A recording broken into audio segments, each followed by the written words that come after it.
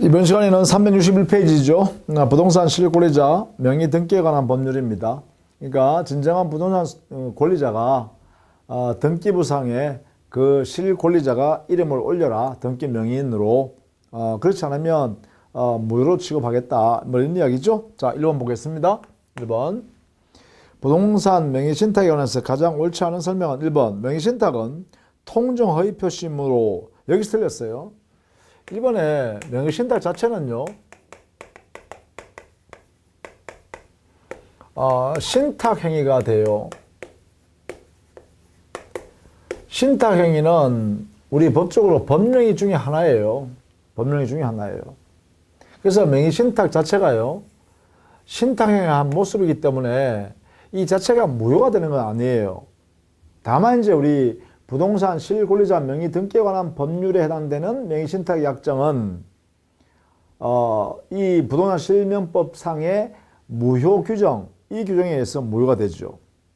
따라서 1번이 잘못된 표현입니다. 명의신탁 자체가 허위 표시다라고 하면 안 돼요. 2번 부동산 실권리자 명의 등기에 관한 법률 은 명의신탁 약정을 무효로 하고 있다. 옳은 질문입니다. 2번 이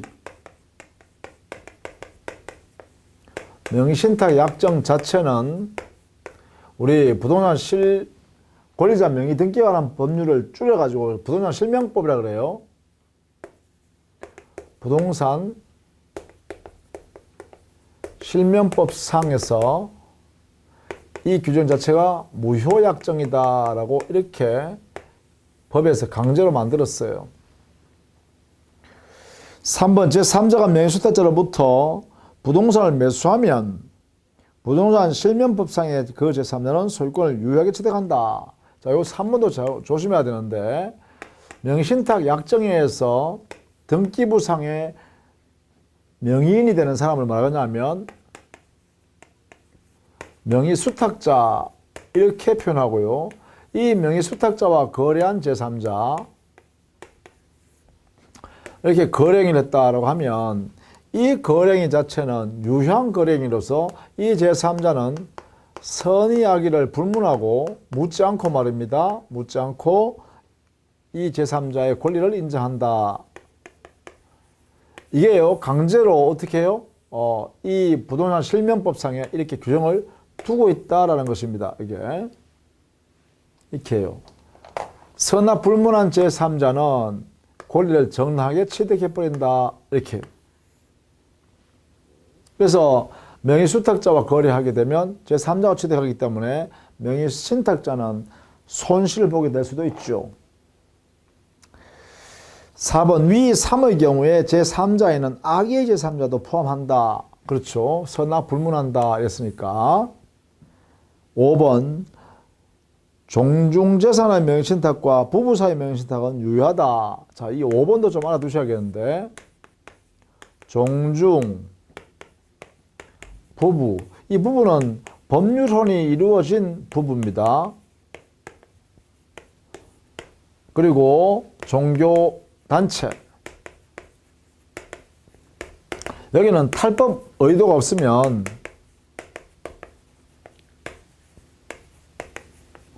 없는 명의신탁 약정이다. 이렇게 하면 이것을 뭐라 한다? 무효로 할 필요 없다는 것이죠. 이런 경우에는 모두 유효로 인정하겠다. 이렇게 하고 있어요. 전제가 다만 탈법 목적이 없어야 됩니다.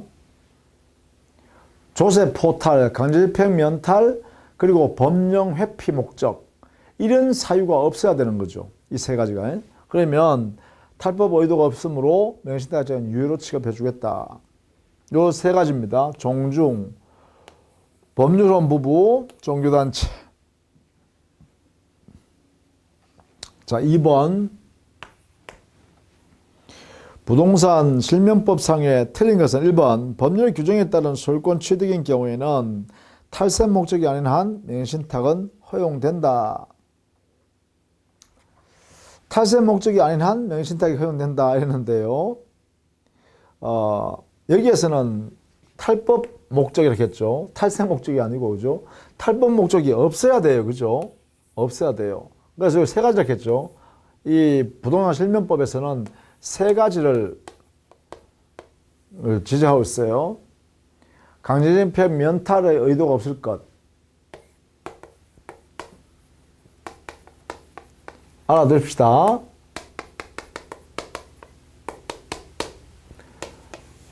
두 번째는 조세 포탈의 의도가 없을 것.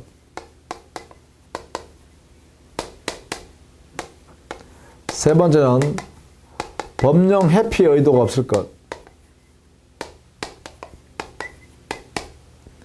이 세 가지가 없어야 탈법 목적이 없다 이렇게 하고, 그 중에 이제 요 세 가지 형태되는 경우에만 유효한 것으로 하겠다 이렇게 하고 있죠. 그래서 1번이 틀렸네요. 2번, 양도담보에 의한 소유권 이전 등기 신청 시에는 반드시 채무자 채권 금액 및 변제를 위한 양도담보라는 뜻이 기재된 서면을 제출해야 한다. 이 법에서 강제로 이렇게 해놨죠. 양도담보 목적의 소유권 이전 등기 신청할 때는 이러이러한 서류를 함께 등기소에 제출하라 이렇게 했어요. 그래야 등기해 준다는 거죠. 옳다. 3번, 양도담보 사실 기재 의무를 위반하는 경우에도 명의신탁과 마찬가지로 과징금 벌칙이 가해진다. 이것도 법에 규정되어 있죠. 4번, 타인 명의의 가등기도 부동산 실명법 위반이 된다. 가능합니다. 여기에 부동산 실명법의 대상은요, 부동산에 있어서의 등기입니다. 이 등기에는 본등기든 가등기든 다 포함하는 거죠. 여기에 가짜로 실제 권리자가 아닌 다른 사람 이름으로 등기하는 것을 전부 다 여기에 해당되는 것이죠. 옳다. 5번, 부동산 실권자 명의 등기에 관한 법률은 강행법규다. 그렇습니다. 이 법 규정을 강제로 만들어 놓고 이것을 위반하면 무효라고 선언하기 때문에 이 법 자체는 강행법규가 됩니다. 부동산 실권자 명의 등기에 관한 법률, 이 법은 강행법규다. 그래서 이걸 위반하면 어떻게 돼요? 무효인 약정이다 이렇게 해버리잖아요. 여기에 반하니까. 그렇죠? 자, 그 다음에요. 3번. 규제 대상이 되지 않는 것. 제외되지 않는 것 했네요. 뭐 일단 그럼 제외되는 것만 알면 되잖아요. 첫 번째 1번 제외됩니다. 가등기 담보 등에 관한 법, 가담법상의 등기 제외됩니다. 언제는 유효해요. 그 다음에 2번 신탁법, 신탁업법에 의한 등기 역시 마찬가지입니다. 신탁법상의 등기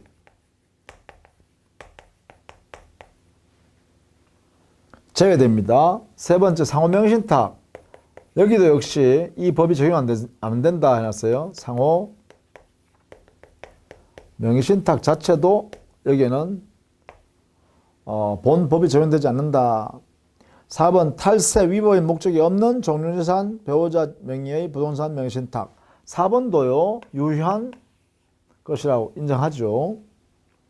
5번 갑을병의 공유재산을 갑의 단독 명의로 하는 등기, 이 5번이 바로 뭐예요? 대표적인 실제 소유 관계는 갑을 병이 공유하는 거잖아요. 근데 갑의 명의로 다 맡겨버리는 거죠. 이래버리면 뭐예요? 이것도 역시 명의신탁이죠. 갑의 네 명의로 내 지분을 네 등기로 해놔라 줄래? 그래 해줄게. 이게 명의신탁 약정이잖아요. 따라서 5번은 명의신탁 약정에 해당되므로 이것은 적용받아야죠. 자, 그 다음 4번. 부동산 실권자 명의 등기에 관한 법률. 부동산 실명법에 관해서 다음 중 옳은 것은 1번. 배우자 사이 명의신탁의 경우에 배우자는 사실혼 관계는 제외합니다. 법률혼 배우자만 해당됩니다. 2번. 부동산의 위치 면적을 특정한 2인 이상의 구분 소유로 하는 약정을 한 경우, 이건 무슨 약정이냐면 상호 명의신탁 약정이 되어버리죠. 그럼 이것은 뭐예요? 언제나 유효가 되겠죠. 부동산 실명법이 적용되지 않으니까요. 그대로 유효가 됩니다. 해당한다가 아니라 해당되지 않습니다. 2번. 틀렸네요. 3번. 명의신탁 약정에 의한 등기가 무효일지라도 제3자에게는 대항하지 못하는데, 여기에 제3자는 악의 제3자는 포함되지 않는다가 아니라 이미 우리는 했죠. 선악 불문한다. 제3자. 명의수택자와 거래한 제3자라고 할 때 제3자는 선의 악의를 불문한다. 잘 봐두셔야 됩니다. 보호합니다. 제3자. 4번 부동산에 관한 물권을 취득하기 위한 계약에서 명의주택자가 그 일반 당사자가 되고 그 타반 당사자가 이러한 명의신탁 사실을 알지 못한 경우에는 물권 변동을 유효하고 수탁자는 제법에 소유권 취득한다. 이 4번을요. 4번 우리는 보통 이름하여 계약명의신탁 이렇게 표현하죠. 계약명의신탁이다. 계약명의신탁의 특징이 뭐냐면 명의수탁자가 매수인이 돼요. 이렇게. 그리고 이 사람과 거래하는 상대방이 매도인일 거 아닙니까? 이렇게. 매도인이 됐어요. 자, 이때 매도인은요, 이 사람이 명의수탁자라는 사실을, 매수인이 지금 명의수탁자라는 사실을 모르고서 거래했어요. 이렇게. 그렇다면 이 매매 계약은 유효가 돼요. 유효한 매매 계약이다라고 이렇게 판단한다는 거예요. 명의신탁법상. 부동산 실무법상. 그렇다면 여기 있는 소유권을 대금을 받고 말이죠. 매수인부터 이 소유권을 이렇게 명의수탁자 앞으로 소유권 등기 전 이렇게 하겠죠. 그렇다면 보세요. 매매계약이 유효한 매매계약이니까 소유권 이전 등기도 뭐예요? 유효한 등기 이전이잖아요. 유효한 등기면 어떻게 되나요? 유효한 매매계약, 유효한 등기, 요거는 뭐 바로 186조에 의하여 우리 민법 186조, 우리 민법 186조 유효한 물권 변동이죠. 따라서 유효한 소유권 이전이 일어납니다. 그러면 결국은 뭐예요? 여기 명의수탁자인 매수인이 바로 소유권을 취득한다 이 말이죠.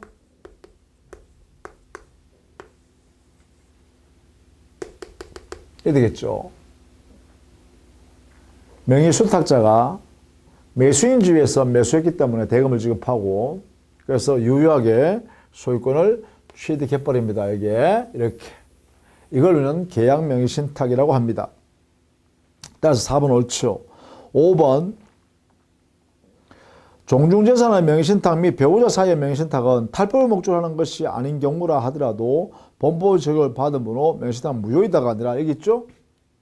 종중, 법률혼 부부, 종교단체 그럴 때는 탈법 목적이 없다면 유효한 명의신탁 약정이다 이렇게 해석합니다. 유효. 그렇죠? 이렇게 정리를 하고 계셔야 됩니다. 항상. 자, 그 다음에 5번 문제 한번 볼까요? 갑은 을과 부동산 매매계약을 체결했는데 매수인은 자신의 재산관계 관련 상황을 은닉하기 위하여 친구의 병에게 양해를 구하여 병의 이름으로 소유권 등기를 격려하였다. 이 부동산 소유권 규제 관련해 옳지 않은 것은 설명 이랬네요. 자, 5번의 경우는 중화생략형 명의신탁이다. 또는 위임형 명의신탁이다. 이렇게 표현합니다. 학자들이요. 여기 보면 갑과 을이 매매계약을 체결했는데 매수인이 자가 앞으로 이전 등기하는 게 아니라 을한테 병한테 부탁해서 자기 친구 병한테 그래서 소유권을 병한테 넘겼죠. 갑이 매도인이고 소유권을요 을이 매수인입니다. 그래서 매매계약을 이렇게 체결했죠. 매매계약 유효하게 체결했어요. 당사 사이에. 그래서 매매계약을 대금을 지급하고 갑은 소유권을 을한테 넘겨주면 전혀 문제가 안 되죠. 근데 을이 자기 재산을 은닉하고자 뭐 했어요? 자기 친구인 병하고 이렇게 명의신탁 약정을 한 거잖아요. 그래서 명의신탁 약정을 했으니까 이 사람이 명의신탁자가 되고 매수인 지위에 있는 사람이요. 그 다음에 이 병이라는 사람이 명의수탁자가 되는 거죠. 등기부상에 소유자라고 등기되는 사람이죠. 그래서 을이 갑한테 가서 그러나 부탁을 해서 이 소유권 등기를 이렇게 이전 등기했다는 거죠. 병 앞으로 소유권 등기 이전 이렇게 했다는 거죠. 자, 여기는요. 이 명의신탁 약정이 무효죠. 부동산 실명법상 적용을 받아야 되니까 이게 무효인 약정이에요. 그런데 갑과 병 사이에 보면 아무런 원인도 없이 뭐 증여도 없었고 매매도 없었잖아요. 아무 원인도 없이 소유권 이전 등기만 했잖아요. 그래서 원인 무효인 등기죠. 따라서 무효 등기가 되고, 무효 등기니까 소유권 이전의 효과도 발생하지 않는 무효가 되겠죠. 그럼 어떻게 되나요? 여기에 병이라는 사람은 소유권을 취득할 수가 없다 이렇게 되겠죠. 그래서 이 등기가 무슨 등기란 거예요? 무효 등기란 것입니다. 이렇게 있다는 거죠. 자, 이런 내용이에요. 이런 내용. 이걸 중간생략형 명의신탁이라 합니다. 명의수탁자는 아무런 원인도 없이 등기만 이전해 놨다. 그래서 그 등기는 무효인 등기고 소유권을 취득할 수 없는 상태다. 이렇게 돼 있어요. 그러면 여전히요, 법적으로 본다면 갑에게 소유권이 남아있다라고 해야 될 것이고, 갑은 매매계획이 유효하니까 소유권 넘겨줄 의무가 아직 남아있다. 그럼 이 사람은요, 갑한테 소유권 내놔할 수 있는 소유권 이전의 등기를 청구할 수 있는 권리가 있네, 이렇게. 여기는 의무가 있으니까요. 권리가 있고요. 그럼 청구하면 의무를 이행해야 될 거 아닙니까? 의무 이행하려면 이 소유권에 기초해서 이 등기를 없애버리고 자기 앞으로 등기를 이렇게 회수한 다음에 그 다음에 이전해 줘야겠죠. 그런데 이 갑이라는 사람은 을의 부탁을 받아서 해줬기 때문에 내 몰라라 한단 말이죠. 그래서 하면 이렇게 명의 신탁자인 매수인이 자기의 채권에 근거해서 여기에 매도인을 대위해서 이 병 앞에 있는 명의수탁자 앞에 있는 이 등기를 말소 청구하는 거죠. 이렇게. 명의수탁자 앞에 있는 등기를 말소 청구해서 여기에 있는 등기를 갖다 놓은 다음에 자기의 채권 행사에서 가져오는 거예요. 그래서 명의수탁자에 대하여 명의신탁자인 매수인은 직접 등기 말소는 청구할 수 없습니다. 이렇게. 직접 등기 청구할 수 없습니다. 이렇게. 이런 청구권은 인정되지 않습니다. 이렇게. 이건 안 된다. 왜냐하면 이 두 사람 사이는 무효인 상태이기 때문에 이러한 권리 의무 관계가 생기지 않는다는 거예요. 그래서 직접 청구할 수 없으나 대신에 이 매수인은 매도인에 대해서 권리가 인정되기 때문에 자기의 권리를 보존하기 위해서 매도인을 대위해서 할 수 있다. 이 말이죠. 대위해서. 매도인이 이렇게 행사할 수 있는 이 말소 청구권을 대신 행사해서 말소한 다음에 그 다음에 여기에 있는 소유권 등기를 자기 앞으로 이전 등기하면 이 매수인은 소유권 취득할 수 있겠죠. 자, 5번 질문. 이런 원리를 가지고 풀어볼까요? 자, 1번. 을은 병과의 사이에 명의신탁약정은 무효이고 옳습니다. 병 앞으로의 물권 변동도 무효이고 옳습니다. 병은 소유권 취득하지 못한다. 그러네요. 병은 소유권 취득할 수가 없습니다. X예요. 할 수 없어요. 2번. 만약에 병으로부터 다시 소유권을 전득한 정이라면 그의 선이야기를 불문하고 소유권을 유효하게 취득한다. 옳은 질문이에요. 자, 우리는 명의수탁자와 거래한 제3자, 예컨대 정이라는 사람이 있다면 이 사람은 선이냐 악이냐를 불문하고 이자는 등기 전 해왔다면 그대로 권리를 취득한다 이랬습니다. 이렇게 매매해서 가져오면 이 사람은 취득한다 이랬습니다. 보호한다. 제3자, 전득자요. 이렇게. 그럼 이 사람은 소유권 못 취득하겠죠. 요 이야기네요. 따라서 옳은 질문이다.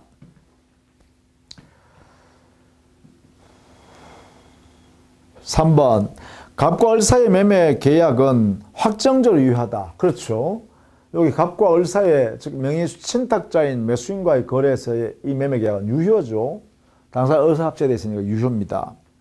4번. 을은 매수인으로서 매도인 갑에게 소유권 등기 청구를 할 수 있다. 이거는 여전히 남아있죠. 왜냐하면 등기에 여부가 있기 때문에 이런 소유권 아직 못 취득 있잖아요. 매매계약에 소유권 못 취득했으니까 매매계약에서는 소유권 청구권을 이렇게 행사할 수 있는 권리가 아직 여전히 남아있죠. 그래서 이 사람은 권리를 소유권 넘겨줄 의무가 있어요. 소유권이 아직 자기한테 있으니까. 따라서 옳은 질문입니다. 5번. 명의신탁자인 을은 명의신탁약정이 부동산 실명법상 무효이므로 명의수탁자인 병에게 직접 병 소유 등기 말소를 청구할 수 있다. 안 되죠. 병 명의의 등기를 말소 청구는 직접은 안 된다 그랬습니다. 왜냐하면 권리 의무 관계가 없잖아요. 명의신탁약정 자체가 무효이기 때문에 이 을과 병 사이에는 아무런 권리 의무 관계가 없어요. 아무런 권리 의무 관계가 없기 때문에 직접 등기를 말소하라 이러면 권리를 행사할 수 없다는 것이죠. 따라서 5번에 말소 청구할 수 있다 했으니까 틀린 지문이다 이렇게 해석해야겠죠. 자, 6번에는 문제만 좀 분석해 보면 되겠네요. 계약 명의신탁인지 아니면 중간생략형 명의신탁인지만 알면 문제 푸는 데는 저와 똑같은 원리로 풀면 되니까요. 자, 6번. 2015년 갑은 병의 엑스토지를 취득하고자 친구 을과 명의신탁자금을 체결하고 을에게 그 매수 자금을 주었다. 갑과의 약정대로 을은 명의신탁 사실을 모르는 병으로부터 엑스토지를 매수하는 계약을 자기 명의로 체결하고 소유권 등기를 격려받았다. 이게 바로 뭐예요? 계약 명의신탁의 형태다. 그죠?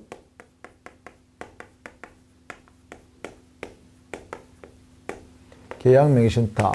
즉 명의수탁자가요. 명의수탁자가 매수인의 지위를 갖게 되는 이러한 형태의 거래행위예요. 여기 그림을 그려보면 이렇습니다. 병 소유 엑스토지를 이것을 갑이 취득하고 싶은데 갑 스스로가 나타나지 않고 자기가 나타나지 않으면서 자기가 믿을 만한 자기 친구 을한테 대금을 살 돈을 내가 제공해 줄 테니까 네 이름으로 좀 저 병 소유 토지를 좀 엑스 토지를 사줄래? 네가 가지고 있을래? 이렇게 했어요. 그러니까 이게 부탁을 받아들였죠. 그럼 어떻게 되냐면 이 두 사람 사이가 바로 명의신탁 약정을 하는 거죠. 너 이름으로 내 소유권 취득할 것을 네가 좀 네 이름으로 올려놔라 이렇게 한 거죠. 그럼 이 사람은 어떻게 되죠? 명의신탁자가 될 것이고 이 사람은요 명의 수탁자가 되는 거죠. 이렇게. 근데 이 사람은 뭐예요? 이렇게 대금을 적용했죠. 그래서 이 사람은 뭐예요? 매수인이 되는 거죠. 이 사람 매수인이 돼가지고 어떻게 해요? 이 병하고 이렇게 매매 계약을 체결하는 거 아니에요. 그죠?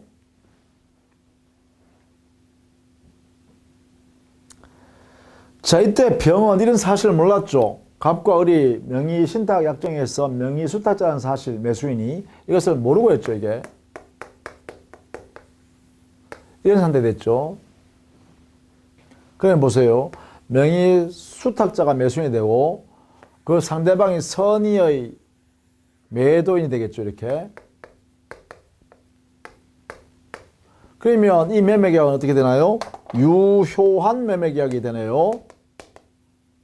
유효한 매매계약에서 을이 대금을 갑으로부터 받은 이 자금을 가지고 대금을 제공하고 소유권 이전 등기를 이렇게 했겠죠. 등기 이전. 이렇게 되면 효과는 뭐냐? 자, 이 명의신탁 약정은 무효예요. 우리 부동산 실명법 때문에 무효예요. 그러면 대금 제공할 필요가 없는 것을 제공했죠. 그럼 여기에 대금 받은 만큼 이 대금은요. 을의 입장에서 보면 뭐예요? 부당한 이득이죠. 가지고 있는 그 자체가 부당한 이득이에요. 대금 자체가. 자, 그런데 이 매매계약은 유효잖아요. 왜? 여기에 선이기 때문에 매도인이 선이면 이 매매계약은 유효라고 우리 부동산 실명법에서 인정했네요. 그러면 매매계약이 유효하니까 소유권 이전 등기의 이 행위도 유효한 등기 이전이 되죠. 유효. 그러면 소유권 이전도 유효한 상태가 되겠네요. 그래서 이 사람은 유효한 소유권을 취득합니다. 소유권 취득이 인정된다.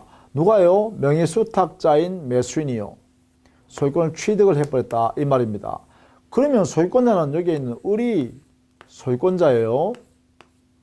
따라서 여기 명의신탁자는 소유권을 취득할 수가 없습니다. 취득 불가능.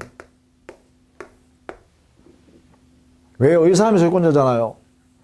그러면 이 돈, 갑, 명의신탁자가 명의주택자한테 이 대금을 제공한 요 돈이 뭐라 했어요? 부당한 이익이 된다 했죠. 그렇죠.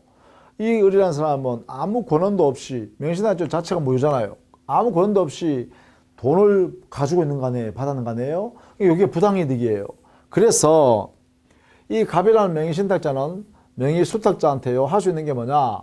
내가 나한테 자금으로 줬던 요 대금 있죠? 요 대금은 부당이득에 돌려달라. 그러니까 대금에 관해서 부당이득이니까 반환하라라고 청구할 수 있는 권리가 여기에 있는데요. 이렇게요. 그러나 여기에 있는 을이 취득한 소유권은요, 정당하게 을이 소유권 취득해버리는 거죠. 따라서 이 명의신탁자가 명의수탁자에 대하여 소유권의 반환을 청구하는 권리는 인정될 여지가 없다 이 말입니다. 대금에 대한 부당이득은 청구할 수 있으나 소유권 자체는 매수인인 을이 소유권을 취득하는 게 정당하기 때문에 갑이 그 소유권 돌려달라 할 수가 없다는 것입니다. 자, 이것을 조심하라는 거죠. 자, 보겠습니다. 그랬으면 옳은 것은 뭐냐? 이 X토지의 소유권은 누굽니까? 소유자는 을이다라고 하는 것이죠. 그래서 5번 보시죠. 만약 을과 명의신탁 사실 아는 병, 이래 되면 달라져요. 병이 악의가 되어버리면 이 사람은 매매계약이 뭐가 되냐? 무효가 돼버려요. 매매계약이 무효가 돼버리면 소유권 이전이 무효가 되고, 소유권 이전이 무효되면 을은 소유권 취득할 수 없게 되고, 소유권 취득할 수 없으니까 이 등기는 무효인 등기가 되겠죠. 무효 등기면 소유권은 여기 병이 소유권 가지고 있으니까 병이 등기를 말소하겠죠. 이렇게 말소 청구하겠죠. 말소 청구. 이런 내용이 될 거다. 이런 얘기입니다. 그래서 그 5번 정리해 두셔야겠습니다.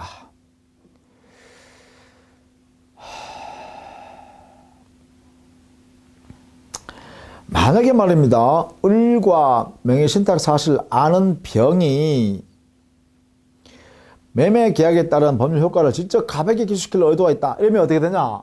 그러면 보세요. 이렇게 계약을 했다 하더라도 이 계약에 의해서 효과는 얘가 가져간다는 사실을 다 알고 병이 적용했다면 사실은 어떻게 돼요? 이때는 중간생략형 명의신탁을 해결해야 된다는 것입니다. 그래서 갑과 을의 명의신탁은 3장의 등기 명의신탁으로 보아야 한다. 이게 뭐냐? 요 3장의 명의신탁은 중간생략형 명의신탁, 이걸 3자 간의 명의신탁이라고도 해요. 자, 요게요. 5번 지문이 되게 어려운 이야기입니다. 5번 지문. 뭐냐면 5번 지문은 이 을과 이렇게 매매 계약을 할 때요. 이렇게 매매를 할 때, 아, 이 사람이요. 매도하는 사람이, 아, 소유권은 얘가 취득하려는 것을 얘가 지금 이게 도와주고 있구나라는 사실을 다 알았다는 거예요. 예, 병이. 알면서도 얘가 이렇게 넘겨주고, 등기를 넘겨주고 돈을 받았다는 거예요. 그렇다면 사실은 이 사람 뭐예요? 이 효과를, 소유권, 매매계약의 소유권 기속의 효과를 갑한테 넘겨준다는 의사를 가지고 얘가 지금 이런 행위를 하는 거죠. 의도 자체가. 그렇다면 갑과 을 사이, 이 두 사람 사이에요. 명의신탁은 3자 간의 등기 명의신탁이다. 이렇게 본 거죠. 이게 무슨 말이냐? 3자의 등기 명의신탁이면 얘가 소유권 취득할 수 있는 가능성이 있다. 이런 이야기예요. 자, 그것이 바로 우리 판례 태도입니다. 5번이. 3자가 명의신탁했어요. 그래서 결국은 이 갑이 을한테 등기를 가져갈 수 있는 근거가 될 수 있어요. 갑은 병을 대위해서 을한테로 등기를 청구하는 거죠. 말소 등기해서 얘 앞에 등기를 가져올 수 있다. 이렇게 한 거죠. 이게 마치 이게는 을은 갑 앞에서 갑 대신에 입노릇하고 있다. 이렇게 보는 거죠. 의미가. 갑 대신에 을이 요 가운데 끼어가지고 을이 병하고 매매계약하면서 갑이 이야기하는 것을 그대로 이렇게 뒤에서 갑이 이야기하니까 그대로 이렇게 내뱉는 거다. 이렇게 볼 수 있는 거죠. 그래서 삼자간을 명의신탁해서 을한테 등기 넘겨놨지만 갑은 직접은 할 수 없어요. 명의신탁 약정이 무효니까. 그래서 갑을 병을 대위해서 이렇게 등기 맞수하고 그다음에 병 앞에 있는 등기를 갑이 가져갈 수 있도록 이렇게 허용하겠다는 거죠. 이게 판례 태도입니다. 그래서 5번 옳습니다. 근데 4번 만약 을의 갑의 아들이라면 명의신탁 약정은 유효하다 했죠. 갑의 아들이라도 명의신탁 약정은 유효가 될 수 없습니다. 이 명의신탁 약정은 언제나 뭐예요? 무효예요, 무효. 가행법규 위반이니까. 그렇죠? 이렇게 돼야 되겠고. 그 다음에 3번에 갑과 을, 그 다음에 갑의 친구 정 사이에 새로운 명의신탁 약정이 있으면 을이 다시 갑이 지정한 정에게 X토지 이전 등기를 해준 경우 정은 그 소유권을 취득한다. 자, 이때도 마찬가지입니다. 정에게 그 등기를 이전해 줬다 하더라도 부동산 실거주자 명의 등기에 관한 법률 규정 위반이잖아요. 따라서 정은 소유권 취득할 수 없어요. 그죠? 정은 명의 수택자에 불과하잖아요. 그죠? 그래서 안 된다. 이렇게 되겠죠. 그 다음에 2번에 보시면 갑이 을과의 관계에서 소유권을 가지는 것을 전제로 하여 장차 X토지 처분 대가를 을이 갑에게 지급하기로 하는 약정은 유효하다 했는데 이것 또한 강행법규인 부동산 실명법 위반이죠.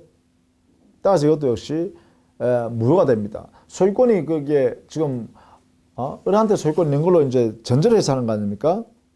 이것도 역시 강행법규 위반이기 때문에 무효가 된다 이런 이야기예요. 따라서 이 6번은요 어려운 문제이기도 합니다. 판례 이론을 그대로 정리한 것이니까 이 내용을 잘 봐주시고요. 특히 5번은 우리 판례 태도를 이렇게 해석하고 있다는 걸 잘 봐두십시다. 계약명의신탁 형태인데 형은 계약명의신탁형이에요. 이런 형태예요.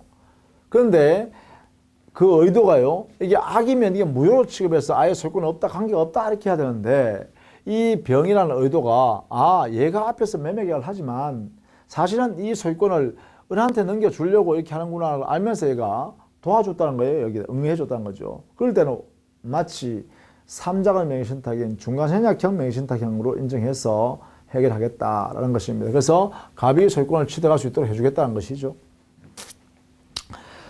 자, 그 다음에 7번에 종중과 종중원 사이잖아요. 옳지 않은 것 5번 보죠. 사의 경우 갑종중은 을을 대위하지 않고도 병 상대로 제3자 병을 상대로 소유권 등기를 말소를 직접 청구할 수는 없어요. 대위하지 않고는 안 돼요. 밖으로 나갈 때는 반드시 명의 수탁자가 대외적으로는 권리자로 보여지잖아요. 따라서 만약에 명의 신탁자가 제3자한테 권리를 행사하고 싶으면 명의 수탁자를 대위해야 되죠. 그래서 5번이 틀렸습니다. 대위하지 않고도가 아니라 대위해야만 가능하다 이렇게 해야 됩니다. 자, 그 다음에 9번도 문제 한번 볼까요? 2007년 갑은 병의 토지를 매수한 뒤 친구 을과의 사이에 명의신탁 약정을 맺었고 병은 갑의 부탁에 따라 직접 을에게로 소유권 등기를 해주었다. 요 9번은요 전형적으로 중간생략형 3자간의 명의신탁이 되겠죠. 9번 중간생략형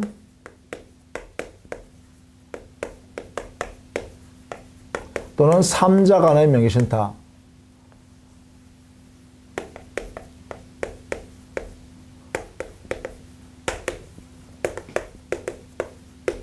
이런 형태가 됩니다. 보면 병의 토지를 갑이 매수했어요. 매수인 매매계약을 이렇게 해결했다는 거예요. 그럼 이 사람 매도인 아닙니까? 자, 그러면 이 병이 가지고 있는 소유권을 갑으로 대금받으면 소유권 이전 등기를 이렇게 해주면 돼요. 그러면 정상적인 매매계약이죠. 그런데 이 매수인인 갑이라는 사람이 자기 명의로 등기를 나타내고 싶지 않은 거예요. 그러다 보니까 이 갑이 바로 자기 친구 을하고 이렇게 명의신탁 약정을 한 거죠. 그래서 이 사람이 매수인이 명의신탁자가 되죠. 명의신탁자. 그 다음에 이 사람이 자기 친구가 수탁자가 되는 거죠. 그래서 등기부에는 이 사람 앞으로 여기에 소유권 있는 등기 이렇게 해놓은 거죠.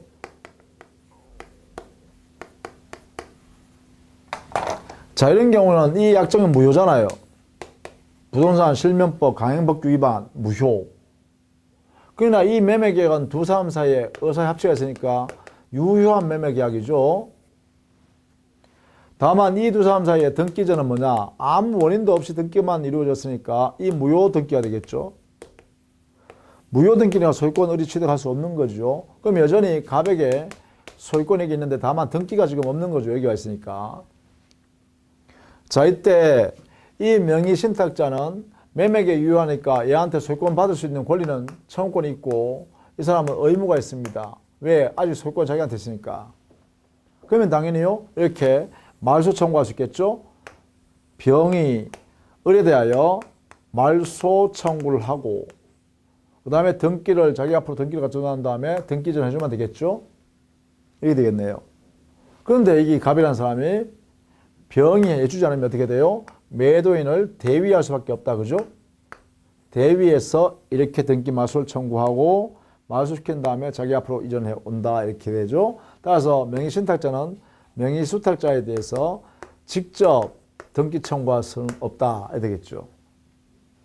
이 내용을 가지고 지금 문제를 풀었네요. 그죠? 그래서 옳은 것은 하면 2번 보세요. 병은 을에게 이전 등기의 말소를 청구할 수 있다. 그렇죠? 병은 을에게 등기 말소를 청구할 수 있다. 그렇죠? 이렇게 되겠죠. 자, 그렇게 해서 정리를 할 수 있겠네요. 11번에 보시면 갑종중은 자신의 엑스토지를 적법하게 종원 을에게 명의신탁했다. 자, 적법하게 그러면 부동산 실권리자 명의 등기에 관한 법률을 위반하지 않았다는 것이네요. 그렇다면 이 종중은 탈법 의도를 가지고 하지 않았다는 것이고 이 명의신탁 약정은 유효하다 이래 되겠죠. 그렇다면 대외적으로는 종중은 을이 소유자로 인정되는 것이고 대내적으로는 갑이 을에 대하여 소유권자이다 이래 되는 것이죠. 옳은 것은 했습니다. 3번 보시죠. 갑이 명의신탁 해지를 원으로 하고 소유권에 기하여 을에게 행사하는 등기 청구권은 소멸시효에 걸리지 않는다. 왜냐하면 갑과 을 사이에는 갑이 소유자이다. 이게 법적 효과죠. 그러면 갑이 부동산 소유자이기 때문에 소유권에 기해서 을이 가지고 있는 등기의 말소를 청구하는 것이니까 물권적 청구권을 행사하는 것이다. 이렇게 되겠죠? 그러면 소유권에 의한 물권 청구권은 소멸시효에 걸리지 않는다. 이렇게 해석해야겠죠? 따라서 3번이 옳은 질문입니다. 그 다음에 1번은요. 명의수탁자 을이 평원 공연하게 10년간 엑스토지를 점유한다고 하더라도 시효취득할 수 없습니다. 이유는 뭐냐? 명의수탁자의 점유는 타주 점유입니다. 타주 점유이기 때문에 시효취득을 할 수가 없죠. 시효취득의 요건은 자주 점유로서 평온 공연하게 20년간 또는 자주 점유로서 평온 공연 선임 무과실로 점유한 상태에서 10년간 소유자 명의로 등기 있어야 시효취득할 수 있잖아요.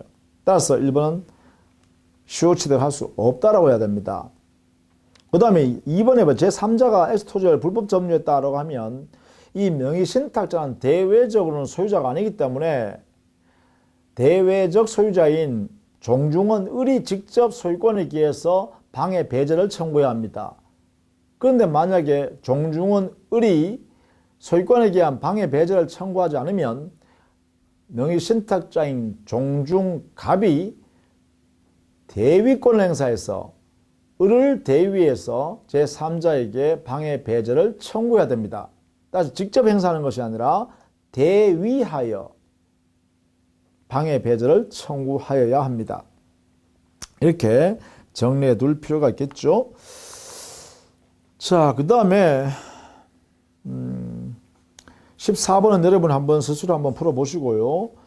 12번은 여러분 한번 스스로 한번 풀어보세요. 자, 13번 한번 봅시다. 13번.